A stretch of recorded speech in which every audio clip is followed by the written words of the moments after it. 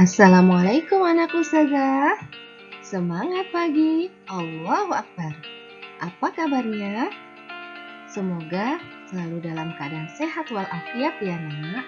Jumpa kembali dengan Ustazah Hikmah pada pelajaran Sejarah Kebudayaan Islam.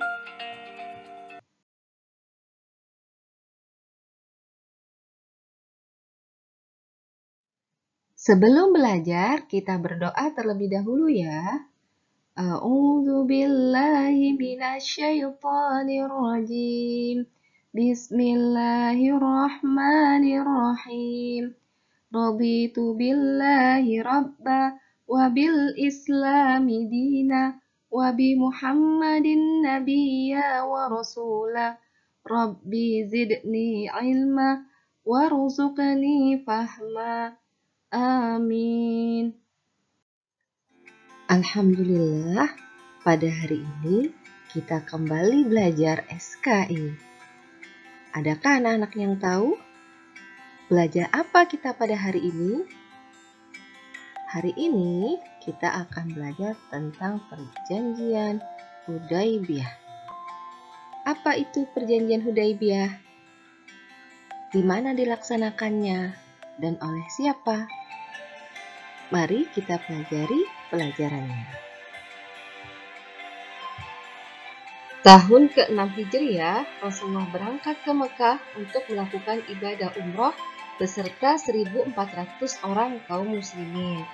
Rasulullah membawa hewan kurban agar orang-orang mengetahui bahwa Rasulullah keluar semata-mata untuk berumroh, bukan untuk pergi berperang.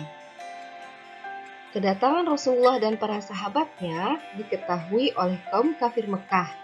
Mereka kemudian mengirim pasukan di bawah pimpinan Khalid bin Walid untuk menghadang kaum muslimin di tengah perjalanan. Namun, pasukan tidak berhasil menemukan Rasulullah dan para sahabatnya.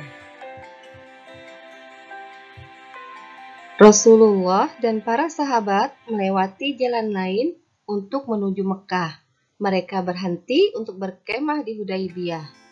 Kemudian Rasulullah mengutus Utsman bin Affan ke Mekah untuk menemui kaum kafir Quraisy dan menyampaikan tujuan kedatangan beliau untuk melakukan umroh.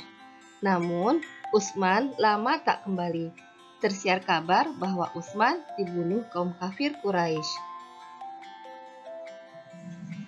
Mendengar hal itu, Rasulullah mengumpulkan sahabatnya di bawah sebuah pohon di tempat tersebut dan menanyakan kesediaan sahabatnya untuk selalu setia bersama Rasulullah. Para sahabat bersumpah setia untuk membela Rasulullah dan tidak akan meninggalkan beliau. Peristiwa ini disebut Bai'atur Ridwan. Mendengar sumpah setia ini, kaum kafir Quraisy ketakutan sendiri, hingga akhirnya mereka melepaskan Utsman. Mereka juga mengutus Suhail bin Amr menemui Rasulullah untuk berdamai. Rasulullah pun menerima perjanjian damai tersebut dalam bentuk perjanjian tertulis. Perjanjian tersebut dikenal dengan nama Perjanjian Hudaybiyah.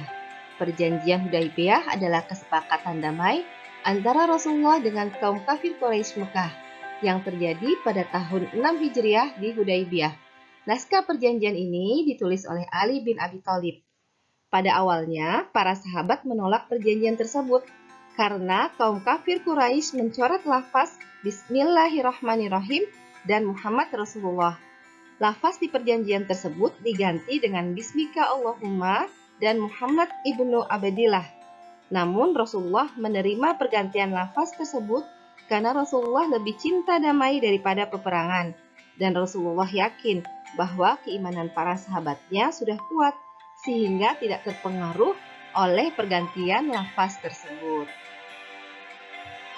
Adapun isi dari perjanjian Hudaybiyah tersebut adalah yang pertama, kaum muslim mengerjakan umroh dan tawaf pada tahun depan dan tak boleh membawa senjata kecuali pedang di dalam sarungnya. Kaum muslim hanya boleh tinggal di Mekah selama 3 hari.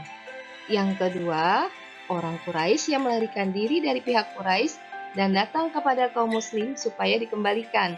Tetapi kaum muslim yang datang ke Quraisy tidak dikembalikan.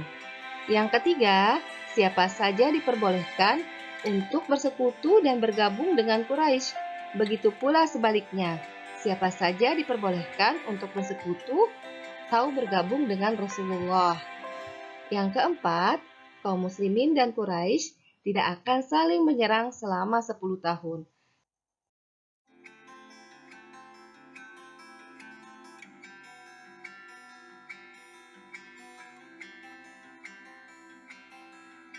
Sekilas, perjanjian Hudaybiyah ini merugikan kaum muslimin, tetapi di balik ini banyak hikmah yang terkandung di dalamnya. Yang pertama, perjanjian ini menunjukkan bahwa Rasulullah cinta damai dan mampu bersikap toleran. Sikap ini menyebabkan banyak kaum kafir yang tertarik dengan Islam dan akhirnya menyatakan diri masuk Islam. Di antara yang masuk Islam di masa ini adalah Khalid bin Walid dan Amr bin As. Yang kedua, diakuinya agama Islam dan kaum muslimin. Dengan diperbolehkannya kaum muslimin melaksanakan umroh, secara tidak langsung kaum kafir Quraisy telah mengakui adanya agama Islam dan kaum muslimin. Yang ketiga, memperkuat barisan kaum muslimin. Dengan adanya butir kedua dari perjanjian ini, orang-orang yang benar-benar kuat imannya tidak mungkin akan kembali bergabung dengan kaum kafir. Keempat, kaum muslimin memiliki kesempatan dan kebebasan untuk menjalin komunikasi dengan raja-raja di Jazirah Arab tanpa halangan dan gangguan. Hampir seluruh Jazirah Arab, termasuk suku-suku yang paling selatan, akhirnya menggabungkan diri dalam Islam. Dengan demikian, kekuatan Islam semakin besar. Yang kelima, setiap orang merasa aman dari gangguan orang lain. Dengan perjanjian damai ini, kafilah-kafilah yang telah lama ingin bergabung dengan kaum muslimin akhirnya bergabung dengan kaum muslimin tanpa khawatir lagi dihalangi dan diperangi kaum kafir Quraisy. Banyak kaum kafir yang kemudian masuk ke dalam Islam. Yang keenam, perjanjian ini merupakan tanda awal bagi penaklukan kota Mekah. Allah ingin menjadikan penaklukan kota Mekah diawali dengan cara damai dan penuh rahmat, bukan dengan peperangan. Nah, sampai di sini, apakah anak-anak ustazah sudah paham apa itu perjanjian Hudaybiyah, di mana dilaksanakannya, oleh siapa, dan apa hikmah dari perjanjian Hudaybiyah ini?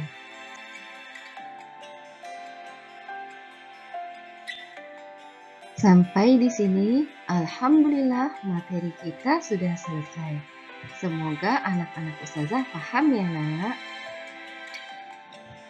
Kita tutup pertemuan kita pada hari ini dengan mengucapkan Subhanakallahumma wa bihamdika asyhadu an la ilaha illa anta astaghfiruka wa atubu ilaik. Wassalamualaikum warahmatullahi wabarakatuh. Sampai jumpa di pertemuan selanjutnya.